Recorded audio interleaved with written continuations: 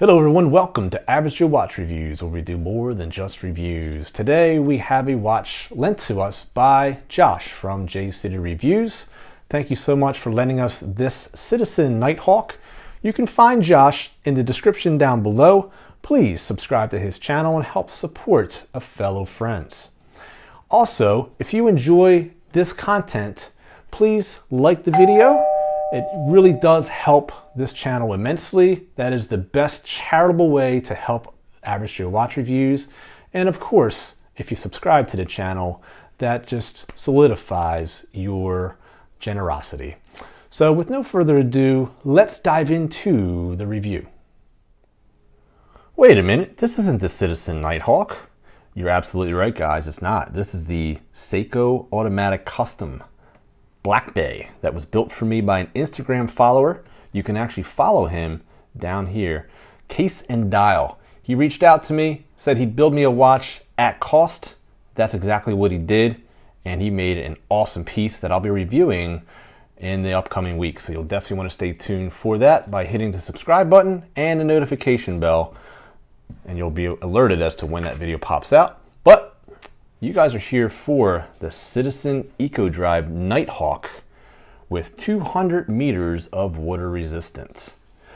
And this watch has two crowns, as you can see here. You've got a knurled diamond pattern, and the one at the 3 o'clock position is indeed a screw down. So that helps with the 670 feet of water resistance.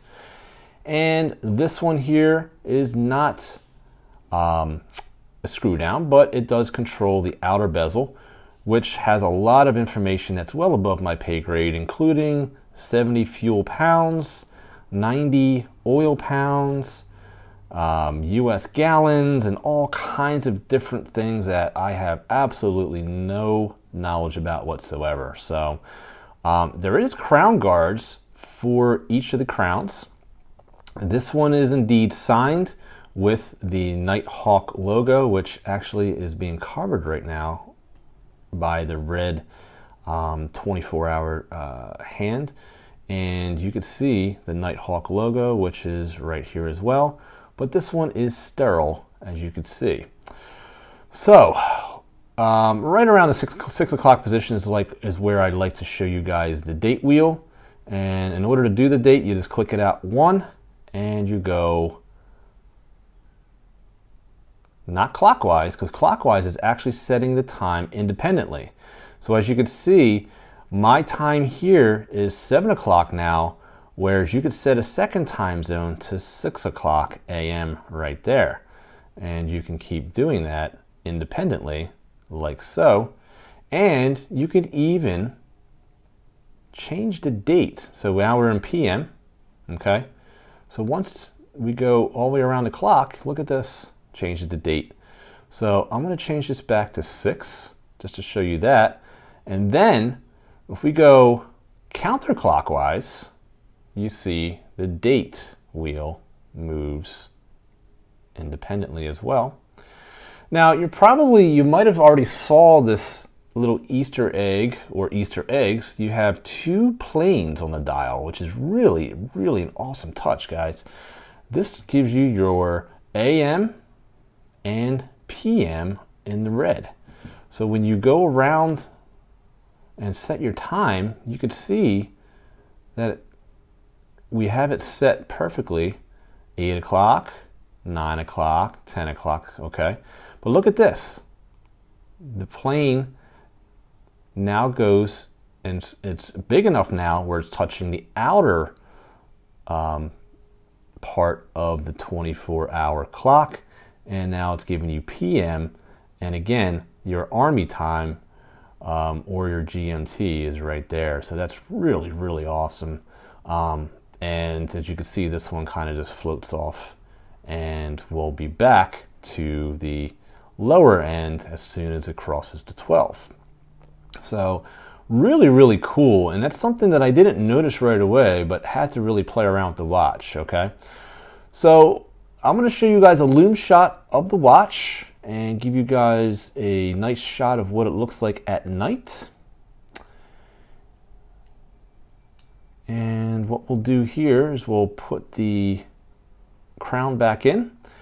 Love the Eco Drive lineup of Citizen. They produce one of the best solar watches on the planet, in my opinion. For me, if you wear this on a daily basis, you'll never really, I mean, you'll never have to change this battery for the next 15-20 years. And it's really not a battery, it's actually a capacitor in here that gets charged by sunlight. But if you don't wear this on a daily basis, I would recommend just keeping this in your windowsill for at least 1 to 2 days out of the month on a nice sunny day, and that should keep your watch charged. I have heard of these watches staying charged when fully charged for 4 to 6 months at a time. But just to be on the safe side, I think just keeping it in your windowsill for a day or two would definitely be sufficient. You can see that it does have a little bit of a beveled crystal. It is a flat crystal. I believe this is a mineral crystal, if I'm not mistaken. Let's take a look here and see if they write that on here. But I will put that on the bottom of the screen if I am wrong, but I believe they use a mineral crystal on these. The case itself is indeed brushed, and I like the look of it. It is brushed on pretty much every surface that I can see. The only part that I'm seeing any type of polishing is where the lug goes across on the bracelet here, and it does have a nice mesh style bracelet, very well done, and it even has like the individual links that that's a pretty cool touch. And you can see it's got a double deployant clasp, gives it a nice continuous look, nice clean look, and it is dual deployant so that your little buttons, your little deployant buttons there are on the underneath there. Nice clean look. Let me show it to you guys on the wrist. And today I'm wearing the Hamilton Khaki Automatic. Very classic piece, nice field watch to have in a collection. You can definitely check out that review on the channel. I'll list that one in a link below. So we will put this on the wrist and show you what it looks like. Now, Josh from J City Reviews, his wrist is a little bit smaller than mine, but his watches do fit, but they are pretty snug. But actually, it's definitely wearable. I mean, there's no micro adjustment on here, so even if I were to take another link out of here, I mean, it does look like they have half links, but I don't know. Can you take that one out? It doesn't look like. That one's not adjustable. So these two half links are actually connected to the, so I couldn't take another link or put another link on without it being too big now. So definitely a negative for no micro adjustment here, because the watch does, I have a 7-inch wrist, and the watch does fit just a little bit tight for me. I would like to have a little bit of a micro adjustment, because when I move my wrist up and down, it really is tight. So I don't really have a lot of room here. So definitely want to keep that in mind. But you know, bracelet straps are so easy to swap out that I wouldn't have this. I wouldn't want this to sway anyone from purchasing. Let's get some measurements of this piece. So let's go into our millimeters, zero it out, and we're going to measure it without the crown. We're coming in at a 43, okay. With the crown, we're coming in at a 46 and a little bit of change. When it comes to the thickness of the case, we're looking at a 13. Our lug to lug is indeed a 47. And our lug thickness, our lug diameter, and our bracelet size is going to be a 22 millimeter. Okay, 22 millimeter. And is there any taper to this bracelet? Looks like there might be a little bit of a taper. And we go down to right around 19 and a half. Yeah, right around 19 and a half. And it starts at a 22. So there's definitely a taper. So what are my thoughts of the watch? Well, you know, I've actually wanted a Citizen Nighthawk for a long time. And now that I've worn it, I do like it. I like it a lot. I think it actually is a really cool looking watch.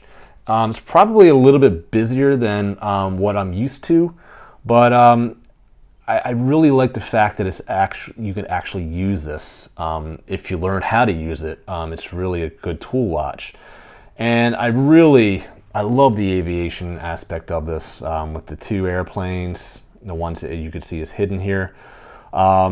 It's got decent lume. It's a really cool watch, and I really would highly recommend it. You know, it is a 43 millimeter. It definitely is at the end of my spectrum, or just at where I feel comfortable with watches with a 7-inch wrist. So this would be the largest that I could possibly accept or wear.